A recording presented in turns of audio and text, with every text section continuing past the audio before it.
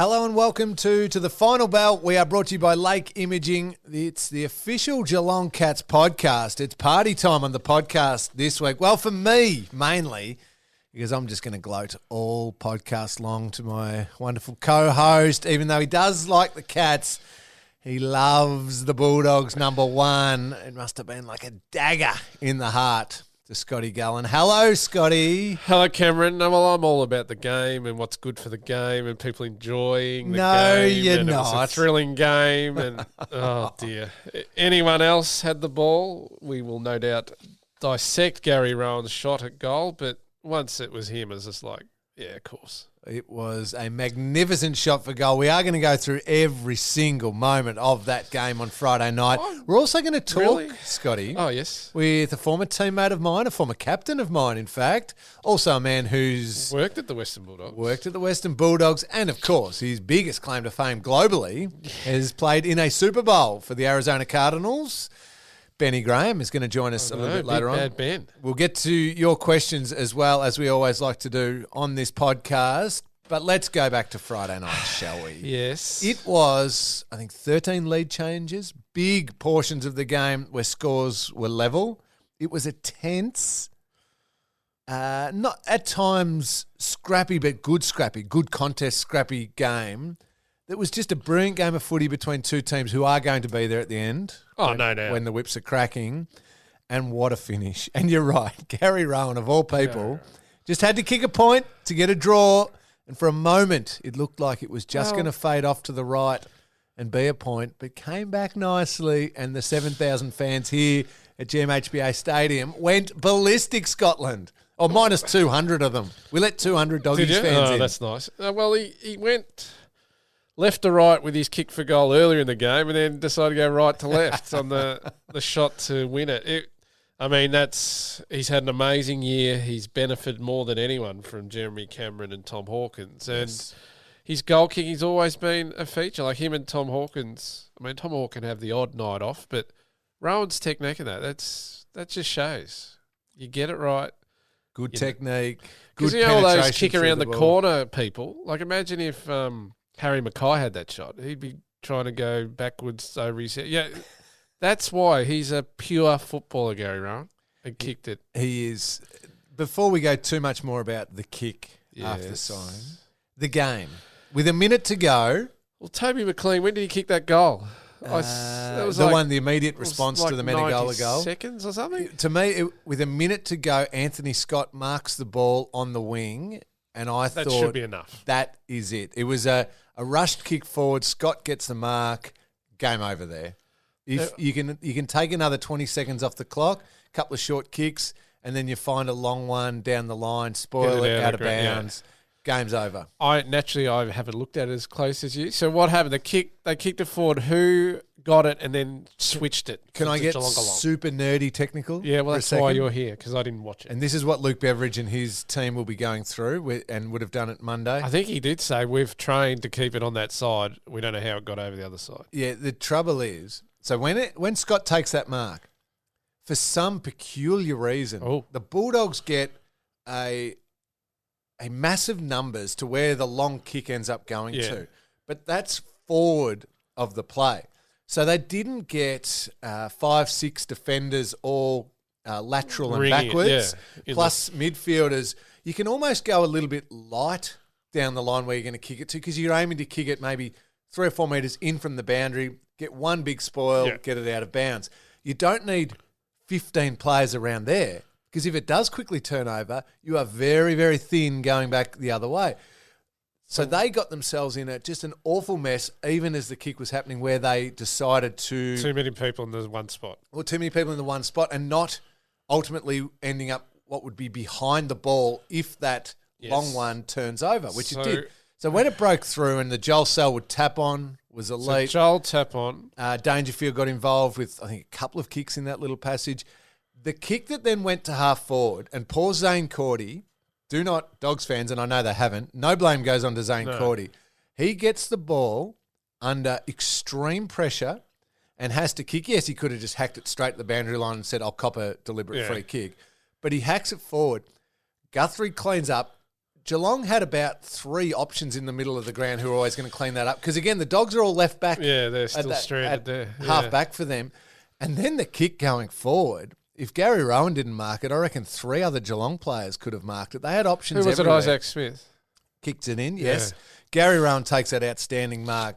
So it's rewound right back to that minute to go when Scott marks the footy. The Dogs got it wrong from that point because of where they had the ground set up. They'd trained going long down the line, Scotty, but they all thought, I've got to get to that position. Yeah.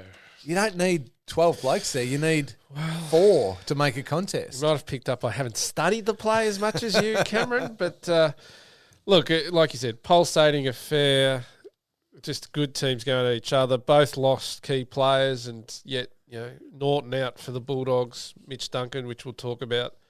You're right. They're going to be at the pointy end. Yep. It's both top 4 premiership chances, and it was played in that vigour. Yeah, and genuine, and not to focus on the Dogs too much here, but they get Treloar, Dunkley, and Steph Martin back.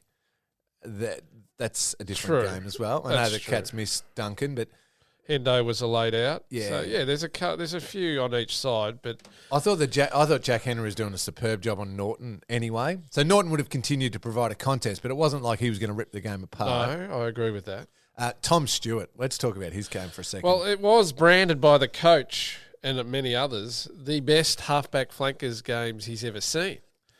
How did Corey Enright feel about that sitting next to the Forrest probably the walked 18-time All-Australian, 50-time premiership player? I reckon he had a few decent games. Yes, I reckon he might have. He didn't mark the ball like your man Tom Stewart. No, and the good thing was, so they set up, with their zone web type thing that defenders do. But then when the ball comes in, he often is caught one-on-one or on an opponent. They weren't just free marks. A lot of them were contested and have to use the body, take the mark. He's so good at those. Yeah. Brilliant. We spoke with, on ABC Grandstand, we spoke with our great mate Zach Toohey after the game. Was he kind to you, or did he mention the podcast? No, he was very kind. Not in a playful mood. He just wanted to talk Tom Stewart, of course. He didn't want to... I said, you're not allowed to talk about your kick after the siren anymore. Oh, That's banned now. You're irrelevant now, list, Reggie. Yeah. But he said Tom Stewart's the best defender in the game. His quote was along the lines of, paraphrasing, Tom Stewart's now the best defender in the game. I've suspected it for a little while, but now tonight's just confirmed it. He's the best.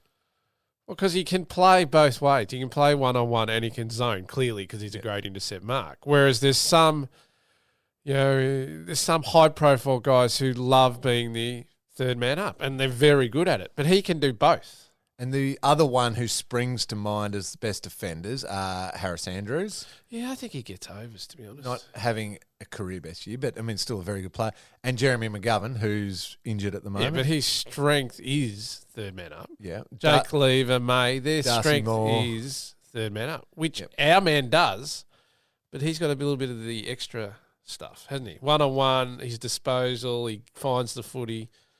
It was a superb game. 10 intercept marks, the most ever by a Geelong player. Equal most ever in a game. 15 intercept possessions in total.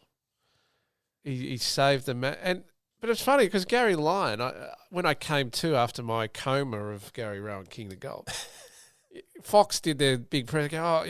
Tom should have played the game. But he had 4 goals kicked in him. I'm like, hang on. So they were trying to blame him for a few of the little goals. I'm like, that's a bit harsh. He's just played the greatest game anyone's ever seen. Yeah. Anyway, I ignored that. Yeah, good decision. Mitch Duncan, the only sour point of the night.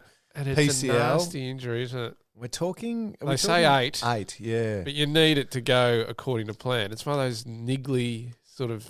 So what are we heading into? Excuse my stupid question. We're going into round 14 or 15? 15, I believe. Good to see we've both done our research. So that's getting towards round 22, 23. With the week off. There is 23 rounds. Yeah, so maybe he comes back for round 23, maybe. Then a week off. And then finals football. He's so important to the whole thing. I know they got away with it on the weekend, but Mitch he had injury problems in the lead up to the year, and now this can't be helped. This is just an awkward landing, but now, with the change that has to happen because Duncan goes out, it's knuckle in, isn't it? It's not just, you think like for like and you go Duncan for Higgins, But Higgins was scrappy again, coming off as the medical sub. We giggled. He was managed. He was managed. But then he seemed to be okay in the managed medical sub. Well, it's Narkle. Well, Narkle came in for Hendo, and Narkle's a pure midfielder. 10 contested possessions. Again, was around the ball doing everything. I would suspect Sparkle gets a bit of a run at it. Paddy Dangerfield's warming into his work. So I think, it's Sparkle. Yeah, I hope so. Just almost for affirmation for him. Yeah. That was just unfortunate that you went out with Guthrie. You're back in. You keep playing your great football. Yeah. Absolutely. Paddy Dangerfield's an interesting one. They've had 2 terrific wins the last 2 weeks with Dangerfield being scrappy and just getting back, It's kind of good, being better for the run. Just shows how far they've come. Yeah. However, he was important in that last minute. Yeah, well, that's 2 beast possessions to get it does, forward. doesn't he? Just puts his mind to it. When the key moments are there. So it's a good win. But now we're here at GMHBA and they're about to get on a plane. The boys Thursday night football. They're allowed to. It's okay because they were warned a couple of weeks ago. Do not set foot in Greater Melbourne because they have to remain regional. Even though the rules changed yesterday, the game still doesn't fit within the rule changes. So Geelong players weren't allowed to leave the regional area. So they're all right to go. They can jump on a plane now, get to Brisbane, play the game. I think they might even stay a night or 2 up there and maybe see a little bit of sunshine and just relax a little bit ahead of what would then be a big clash against the Bombers the following week. But it'll be a huge one tomorrow night at the Gabba. The Lions are another one of those teams, along with the Bulldogs, who will be there at the end. The skipper will be lining up, Cameron, but he caused a little bit of stir for 24 hours. He did. Is it the second one? Let's the little head issue I think needs to be discussed, but the accidental foot. Yeah. That wasn't a stop. I'm sorry. He got fined more for that than the first one. Yeah, and I know Taylor Duray has come out and clipped Scotty and said, stop making excuses. I know there's a bit of back and forth. Watching that again and again, and then Joel saying it was an accident. Call me biased. That was an accident. Call me because I have a personal relationship. If Joel Selwood tells me that was an accident, I accept that was an accident. The head rub wasn't an accident. No, that wasn't. That's hard football, which I like. He deserved a clip for that. Did he deserve to be? No, of course not. Destroyed for it? No. Well, is there any indication that he's gouged at the eyes? No. Is there any indication that he's gone eyeballs at all? Negative. No. It's a cheap shot that he didn't need to give. Yeah. And he'll look at it and think, yeah, I'm disappointed in myself in that. Playing on the edge is a cliche, but that happens. Okay, but he should have been fined, yeah? Yeah. Should he have been suspended? No, of course not. No. But ex-players in the media who conveniently forget, this is what annoys me about a lot of things, conveniently forget how, times in their careers things happen, heat of the moment. But that gets forgotten because, bang, in this, I don't even know what woke means, in this world that we live in now. 24-hour news cycle trying to create content. And everything's a scandal and a crisis. It's the worst thing we've ever seen. So Joel will look at that and be disappointed in himself. Chris Scott probably says to him, come on, mate, you're better than that. And he goes, yep, got it. But he's playing in best form of last 2 or 3 years. I read quoted somewhere that if that was Toby Green, he would have got a month. No, Toby only got fined for doing legitimate damage to Bontempelli's face where there was scars. Yeah. So let's not compare them. Don't compare the incidents. Let's Thank you very not compare much. them. Yeah, please. There's no evidence of eye gouge. Yeah, he gave him a bit of a force. Fine him $3,000 for it. Toby only got 7.5K. He got sent to the tribunal, didn't get suspended. So I don't know why Joel's suddenly in the same boat. Anyway, the skip will be there. Excellent. And he's flying. I want to talk a little bit more about the game coming up and how the Cats are going, but I do want to take a break because Benny Graham's about to jump on with us. Big Bang Ben. Torps. We can talk Torps.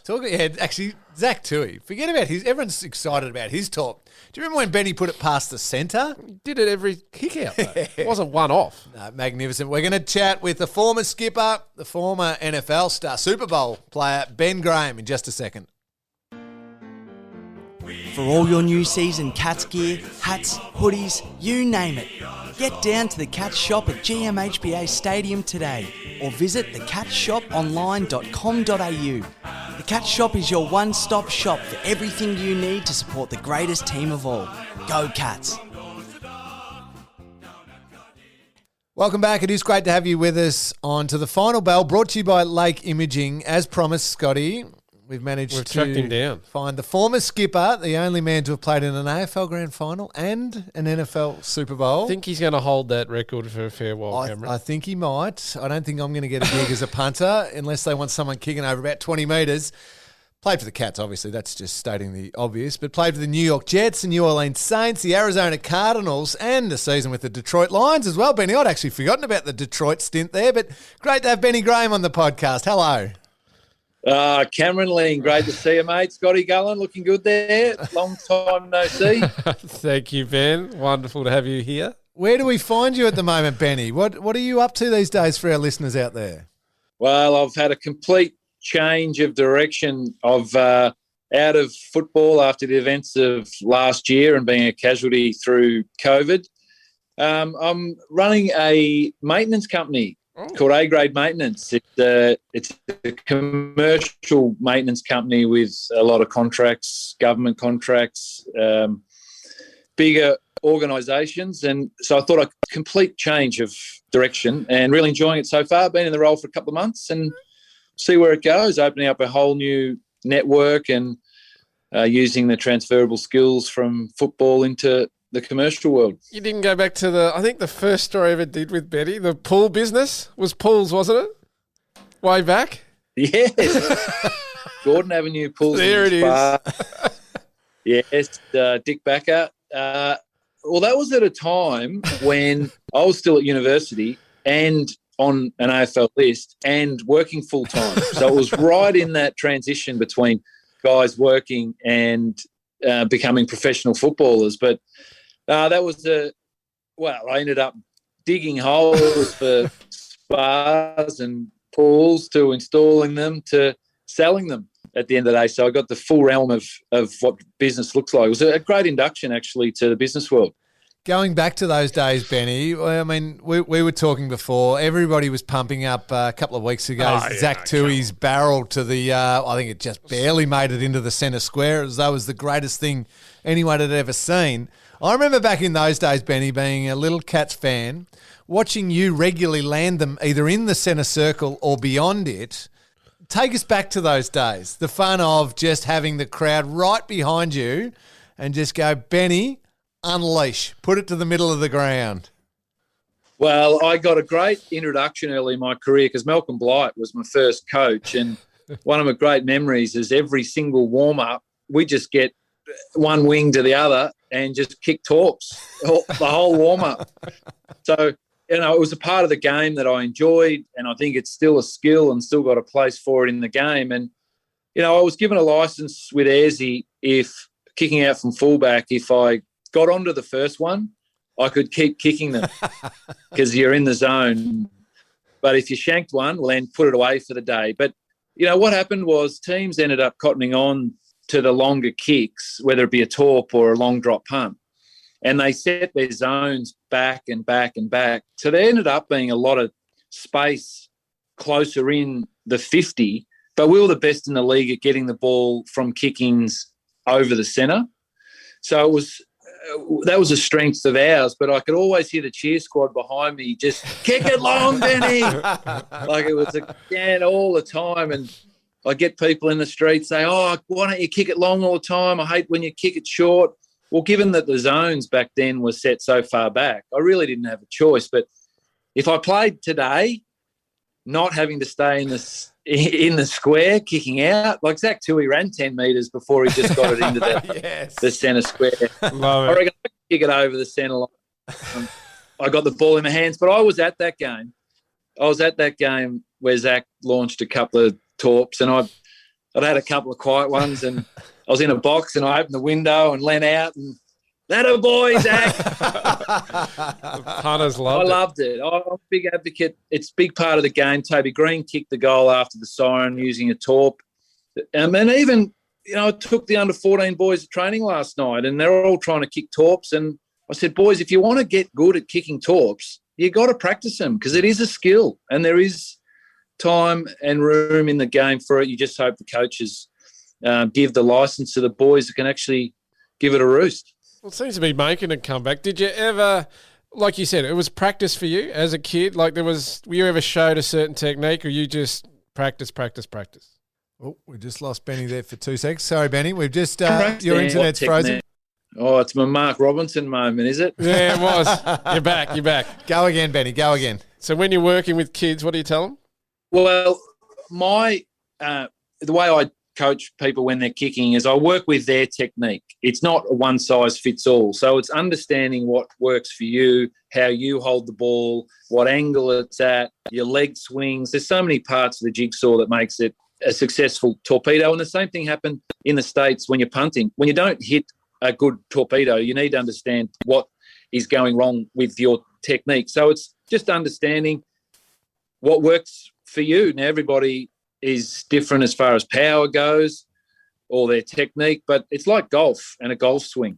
Once it all comes together, you don't actually have to try and kick it too hard. It's all about the timing, but definitely love seeing it. And even for guys that are trying to kick torps even inside 50, more often than not, it's a mongrel chaos kind of ball that has good results anyway because it's unpredictable. So I think it's got to be used more and more. And if I was coaching a team, I'd certainly be encouraging them to use it more often than not.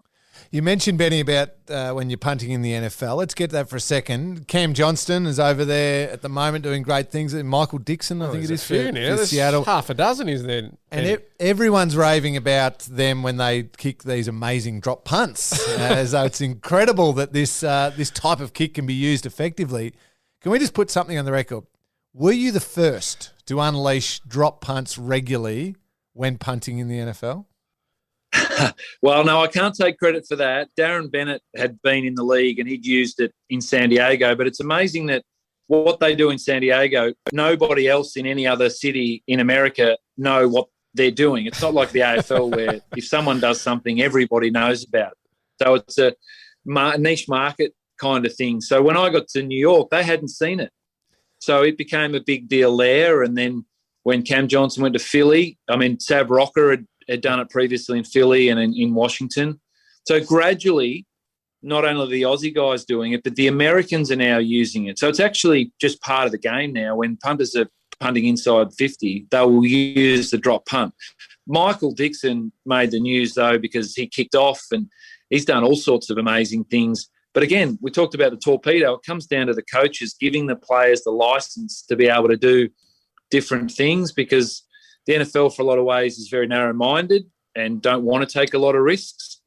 But the Aussie boys are doing a fantastic job flying the flag. Michael Dixon's just signed a huge 4-year contract, which is well-deserved. But again, the biggest challenge, because the drop punt, we were born to kick the drop punt. We've kicking all our lives. It's the torpedo, the spiral, that is harder to master in the NFL because the ball is smaller and pointier and the pads and the helmet and the 11 guys trying to block your punt and the consistency required. It is a challenge, but it's great to see so many Aussie boys over there giving it a go. Now, we mentioned all your teams. Where's your heart when you sit on the couch and watch the NFL nowadays? What helmet you putting on? Yeah, well, I get asked this a lot, and it's the New York Jets because it was my first team. They gave me the opportunity. I was there for 3.5 years, a lot of great friends. It was I count myself so lucky that I didn't get picked up by Buffalo or Cleveland and got stuck in the arse end of America somewhere for the first few years. But New York was where it was at. I did enjoy that. The most success came, though, at the Cardinals. 3 years there. The Super Bowl, obviously, from a team perspective, equaled an NFL record with a number of punts pinned inside the 20. But the living in Arizona was just fantastic. That was, from a family perspective, the winner there. Can't say much about the Saints because I only played the one game in London. Nice town. Oh, you didn't even wasn't even in New Orleans. No. And Detroit, well, that was more a pension check for the year and a half retirement fund, because that was after the lockout. Went back over there. And it was difficult without the family for a year and a half to finish off the career. But I rate Detroit for everything everyone says about it. I think it's a great city. But I'd say, given the way the industry works, and given that all your teammates end up at other teams, it's more about the relationships you build. But I certainly did have a great time in New York and also at the Cardinals in Phoenix. Just speaking of teammates, remind me again who jumped on that little bandwagon when you did make the Super Bowl and made the trip over. Was Scarlo one of them? Fullback was there. Yeah, absolutely. He's a Pittsburgh Steelers man, always has been. So he had an opportunity to come over and watch his beloved Steelers on my ticket. Yeah, exactly. So he's barracking for the opposition, courtesy of you. Yeah. Well, he loves his NFL. He's the commissioner of our fantasy league there with the Geelong Boys. But you know what's amazing is there are so many people in Australia that just love the NFL. It's growing continually, and fantasy is a way to get involved. But I mean, I get pulled up more on the street about the NFL than I do about the AFL. Yeah, because people, there's not enough outlets for them to discuss it. Yeah, they can watch, NFL Live, and they can watch the games when they're on an ESPN. We've got our little show on Channel 7, the NFL Armchair Experts, Cam, Luke, that we cover the NFL every week weekly, and the interest is just getting to great levels. I'm loving it. Can't wait for the season to start. And what are you back on the footy though? What are you thinking of your Cats? I mean, they were close last year. They're a pretty impressive outfit. Oh, they are. They're experienced. They've always been thereabouts. So proud of what they've done over the last couple of decades, or since I've left anyway. But watch them closely. My son is an avid Cats fan. Really? It's in his blood. Good. He's 13. Maybe one day, if his talent and attitude and pathway suggests that he ends up playing in the AFL, well, you never know. He might don the blue and white hoops. But no, we're blue and white in our house, follow them closely. And unfortunately for COVID, we haven't been able to get to as many games. But it's amazing, through 21, 22 years of playing professional sports, you don't actually get to go and watch a lot of games. But this year, we've been to every game we can and absolutely love it. It's just a thing that him and I love to do. But yes, following the Cats, and I wish them all the best tomorrow night against Brisbane, but for the rest of the season, and hopefully they can get the ultimate success again in September. Yeah, fingers crossed, Benny. Well said. I wonder if you wear the number 36 or the number 7. 7. You go for 7. We'll go with your original number, Benny. What do you reckon? Benny, Cameron, my original number was actually 8. Oh, did you even higher again? 48. Yeah, so I came in at 48. There was 52 on the list when I first started, so I was 48, a bit of a project player, and then got given the 13 when Paul Couch retired, got offered the number 7. So, yes, I've just started off in the high 40s like yourself, but you stayed there. I stayed there, yeah. I had the cosy little locker next to Boris Enright, and we thought we'll make this little end of town our own. Benny, we better leave you there. Thank you so much for coming on. We could talk, again, I'm one of those who could talk NFL with you all day long, but no doubt. Love hearing your thoughts on footy, love hearing some of your experiences in the NFL, and I'm with you. Let's see some of those big torps unleashed. But let's not carry on too much when Reggie barely makes the centre square. If we want to show replays of the great man launching his torps, that's how you unleash one to the middle of the ground. Benny, thank you so much. Good luck in the new job. Glad to hear that you're enjoying it. Look forward to chatting again soon. Thanks, Cam. Scotty, stay well. Cheers, Benny. Cats. For all your new season Cats gear, hats, hoodies, you name it. Get down to the Cats shop at GMHBA Stadium today or visit thecatshoponline.com.au. The Cats shop is your one-stop shop for everything you need to support the greatest team of all. Go Cats! Welcome back. Good to reminisce there with Benny Graham. One of the best. I think I'm going to claim I broke it, but I got a back page. Benny and the Jets, never forget it. Benny and the Jets when he... Oh, was that your headline? Yes, when he was going to New York, when it all sort of happened. Good get. I'm going to claim that. I remember that headline. Yeah, it was me, Cameron. It was you, Scott. Newsbreaker. You actually do work. That's incredible. Back then, that was a long time ago. Now you're the elder statesman of the Herald Sun newsroom. Pick and choose when I offer my gold. Most of it I offer here, to be honest. Yes. Scarlo, you mentioned Scarlo being the commissioner of their NFL. So we've got, me and a number of my former teammates we're called the real Geelong Cats. Is it a breakaway? Fantasy from league. Oh, 'cause Matthews. Scarlo and all those, Dasher and Joel, they'd all carry on as though they were the kings of NFL fantasy. And we're So like, you've had to have a breakaway. yeah, and we put it together. In our fantasy gone up another level. We've started the contract salary cap one. Oh, Are you like, onto this? what's it called? Dynasty. Yeah, we Like had you a actually keep rookie. players. Yeah, we had a rookie thing. We had to draft 2 rookies. Yeah, And so it's all salary cap. You keep your previous list, but then you can draft Yes. rookies. Oh, you'll That's go a whole new. We'll also do the other one, but this is like, I want to do that sort of thing. So we've got Steve Johnson, Kelly, Bartel, Cam Guthrie's still in it, Matty Egan, Shan Burns, breakaway. Dale Amos is our commissioner, former assistant coach at the Cats. Should be focusing on other things at the moment, Cameron. Stop at Scotland. I want to get to the questions in just a second. Just quickly touching on Thursday night, Yes. tomorrow night. We know Mitch Duncan's going to miss. He would have been looked after well and truly by Lake Imaging during the week, who's of course, the preferred imaging specialist of the Cats boys and does a great job with them. So Mitch would have got his diagnosis and he's out. We think Narkle in.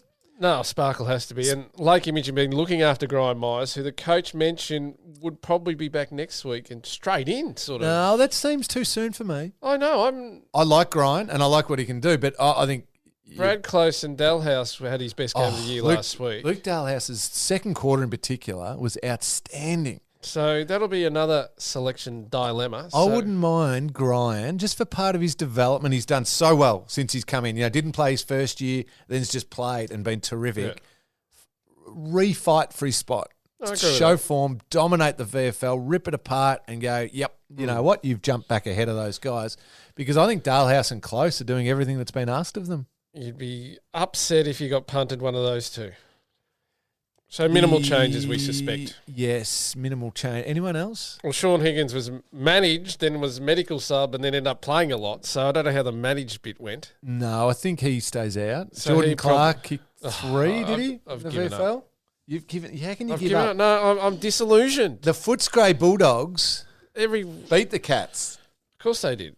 Where every day I'm reading, Fremantle circling Jordan. I'm disillusioned. I'm upset. Don't be disillusioned, mate. If he leaves the Geelong Football Club, it's probably after they win a flag. So it's probably my argument gets deflated a little bit. All right, let's get to the questions. Okay, hit me up. Finish this off on a really positive note with some good questions from our listeners. Thank you to everyone who sends it in. X O'Donnell asks, I should have read this question before I even started talking to you about Grind Myers, Scotland. X O'Donnell asks, what will be Geelong's small forward line mix in finals? Great question. Well, can you have 3? A lot of teams, Richmond has about 15 of them. So hang on, what's the current forward line? Is Hawkins, Cameron, Rowan, Dalhouse, Close, and on the weekend it was a lot of Dangerfield. Yeah, at the moment it's Dangerfield. And then Who else? if Higgins is in form, it's a Higgins half forward. Yeah. Nah, that's not working for me. You can go three smalls, little men. Yes. Quick men. Given you've got Rowan, who's also can play small with his speed and his pressure. Yeah, I could see that. Hawkey, but then Hawkey and Jez don't need to be chasing. No, of course not.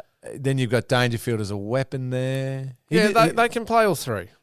Yeah. You do have 4 on the bench, don't forget. But for now, as I said just before. I'm not against Grind having a little Jew kicking, as we used to call it. Yes, in the twos. Mind you, it wasn't on Friday night. It was a beautiful 4 o'clock start or whatever they did on the weekend. Get them back to the 8:30 a.m. start. None of that for you, Cameron. No, Zach Chris asks, who is Geelong's new GOAT? As in greatest of all time. Well, there's no new GOAT. It's still Gary Ablett Sr. or Gary Ablett Jr., depending on which way you fall on the debate, isn't it? I think so. Well, are we talking about GOAT of this team? I don't think we've got a GOAT, have we? Because Selwood's going to go down as one of the greatest of all time and potentially the greatest impact overall on the club. Greatest captain potentially of all time. Yeah. Tomahawk's going to end up with a lot of goals and a lot of honours when he parks the bus. I still believe Geelong fans underappreciate how special and how good they've got him. There's still some Geelong fans who go, Hawkins needs to be doing this. He has been one of the best key forwards in the game for a solid decade. Easy. Fighting against two players. He won them a flag, people. Don't ever forget that. 2011 by himself. But greatest of all time, the all-time bit being that's senior or junior. Yeah, and I'm still with senior. Allegra McMahon asks, what was the best thing about being a professional athlete? I can answer this. What is it? Not being one was the best bit.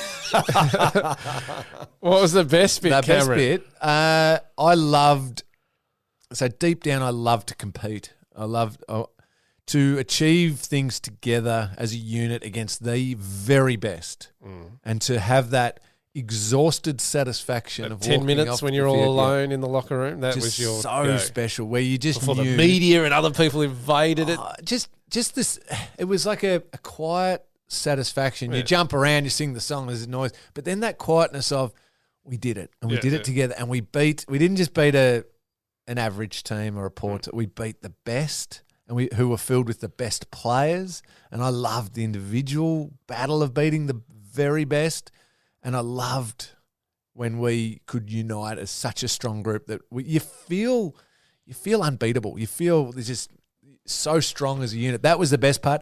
I love different elements throughout the pre-season, which everyone says is hard and such a grind. I loved feeling so fit and healthy that I could take on the world. I loved and that Lammies. element. Because you were balancing it? But I loved I can so many aspects. Yeah, there were negatives and you fight through some harder times and some downtime and all that, but so many moments of it that I just really love. That's the stuff I miss. Yeah. I don't. The team camaraderie, Now, good question, Allegra. Thank you for that. Big Catter 79. Which after the Siren Cats winner is your favourite? Steve Honor also asked, rate your top three after the Siren Kicks to win a game by a Geelong player. Can I start? Yes. All time? Yes. Number one for me is I am 13 years of age, so I am smack bang in the middle of I love the Cats and I'm crazy. And I'm just Billy. No. 2 weeks later, the greatest footy fan ever. What, Gazza? Gaz. In the goal square? Again, okay. The Lee Tudor moment. I'm not talking about the kick and the best kick. It has to be... But it's a prelim final. Difficulty. Rating of Okay, difficulty. but hang on. Just for a moment of happiness and joy. I could have kicked that hugging strangers. No, you probably couldn't. You would have put it into Mick Martin's face. That's true. That for joy and happiness. I reckon K-Rock played the Cats theme song on repeat from the entire drive from Melbourne to Geelong. Everyone scarves out the window. I'm just talking blissful, youthful happiness. That was number one. But best kick? I think Cole Hutchison in a rival news pictorial did it today. Our good friend of the podcast, Peter Ryan, asked him. And he had Tomahawk 2012. Yeah, number one for best kick. Because it went 55? It went a long way. In the Hawks rivalry game. Cats had been up by 45 or 50. Hawks come back. Game's over when Puopolo tries to scissor kick out of the air. That was an error. Ball transfers down the ground. Again, reminder, it's Geelong Hawthorn. And Hawk marks that and nails it after the sign. Drop punt 55. So Dennis he had him at Cometti number call. one. Yeah, Zach Tui had way down. Yeah, no. Zachary. Reg, that was 30 out straight in front of simple kick. Did he have Gary? He had something. What other ones did we have? Billy's kick was pretty... Billy's kick set the tone. I mean, that was pretty amazing. Do you remember the Peter Riccardi versus Carlton? Yes. It was actually was it Patrick Wiggins on the mark claiming it was smacked touch? him in the head, practically. No, it carried. It doesn't carry 55, 60. That was an outstanding kick. There's been a fair few after the Siren attempts. Isaac Smith for the Hawks didn't get one. Now we love him because he's a Cats man. Monday here, miss. Harry Taylor missed against the Dogs when you guys had 18 on the mark a couple of years ago. Yeah. Trying to just... Bartel's point to win a game was it's a bit easier. There's been plenty. But Gary Rowan's, it's in the top. For degree of difficulty. Yeah. I'm looking at the spot now. Yeah, it was an unbelievable kick. I remember being relieved. How did it go right to left? I was in the commentary box. You would have had this view. Right behind it. Yeah. Fantastic view. And I remember him looking at the bench, fortunately, because there's still 25 seconds when he marked it. Don't play on, take the shot. And he was checking. I reckon if he'd been on the other side of the ground and couldn't have got that reminder. He might have moved off the mark. He might have. Well, he might have also looked to pass to Hawkins or someone quickly, Jeremy Cameron, longer rather than taking the shot. It is near the race. They've probably had that kick 100 times. Yeah. That's what they say over at WA. The race is right there. Yes. You know, like, oh, well, Kennedy kicked that Oh, a couple of weeks what ago. a kick that was. Apparently he does that 80 times a week. You talk about elite execution. That was It's unbelievable. happening a bit, What- which is hang- good for the game. Are we overlooking? There's got to be another. Think post 94, pre 07 kicks after the siren. Are we missing any great Cats wins? Peter Riccardi was obviously 05, I reckon. Billy, your king of Geelong. Yeah, so it was Do 94. we think there's another one? I'm just asking. Yeah, I thought it was a Do you pointed remember? question. Do as you if I remember would going know. back down here to? I reckon maybe 1988.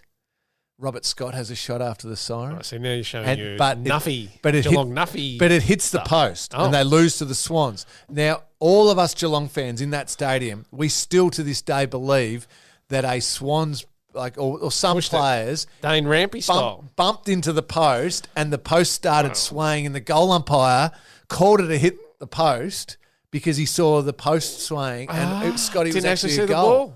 Oh, I still Wow. reckon it was a goal. That's a scandal. We I should mean, relive that. I am looking at that through my 7-year-old eyes at the Well, time. don't get me which- going about goal umpires. Tony Liberatore goal. We win the flag. Didn't happen. Cheating.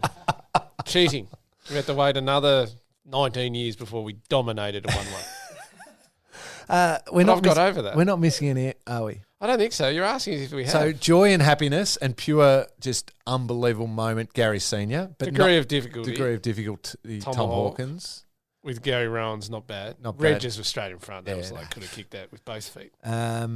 I still think what could have been the greatest near siren win and goal and just unbelievable execution was the 2010 qualifying final versus St Kilda, where a player nails the goal, game's going to be won. Was that you? To beat the Saints. Was and that the free kick? My teammate Cam Mooney decided to give a free kick away just yeah. before I kicked it. And do I was remember still your- celebrating when You were doing a lap. the play went on. Moon's ruined my moment. That was your one good moment of your career, Cameron. It was not a free kick either. I think No. even the Saints guys have admitted that since. I do know that umpire's a good friend of mine, But I Matthew Stevick. But I I- send him all the best. I digress with that one. Yes, it was brilliant by Gary Rowan. Sorry, we've named about 15 different kicks after the siren there, but I think we've covered them. yeah, I think we have. Thank you, Scotty. Yes. Thank you to Benny Graham for joining us. Thank you to all of our listeners Big who game always tomorrow engage night. with us. Please keep them coming. It is massive tomorrow night. Bris Vegas. Part of a huge run of Port in Adelaide, the Dogs, Friday night, and then Brisbane at the Gabba. If they could go 3 and zip on that run and then take down the Bombers Just hand the them the following cup week. now. As long as you avoid Richmond, just in case they get a bit interested. That's how I would. Still got the Tigers to come later on this year. Got Melbourne at home to come later on in the year. But then I it beat gets Melbourne by 10 goals.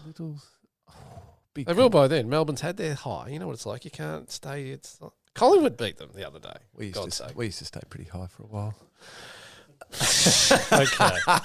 You've gone too far now. We have to sign off. Let's leave it on that note. We better go. Thank you to Lake Imaging for all of their support with this podcast. Thank you for listening. We will be back next week, hopefully celebrating another terrific win. Please don't do it after the siren. My heart can't take any more, but hopefully a fantastic Cats win in Brisbane. Have a great week.